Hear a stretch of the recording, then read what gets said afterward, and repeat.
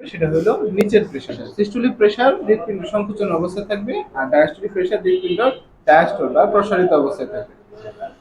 সেই ক্ষেত্রে নর্মাল একটা মানুষের প্রেশার থাকে হলো 120/80, তাহলে 120টা হলো সিস্টোলিক প্রেশার, আর ডায়াস্টোলিক প্রেশার হলো 80, নিচেরটা নর্মাল।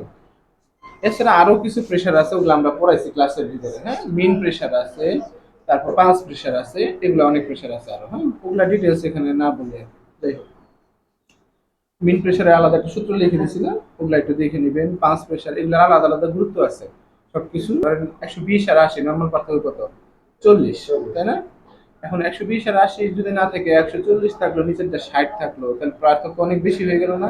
এদিকে 60, ওইদিকে হলো 70 বা 60, তাহলে প্রায় 100 পার্থক্য হয়ে যেতেছে। সেই ক্ষেত্রে বুঝতে হবে যে কোনো সমস্যা আছে। এটা পার্থক্য অনুযায়ী এক এক সমস্যা হয়। কথা বুঝতে পারছেন? আচ্ছা,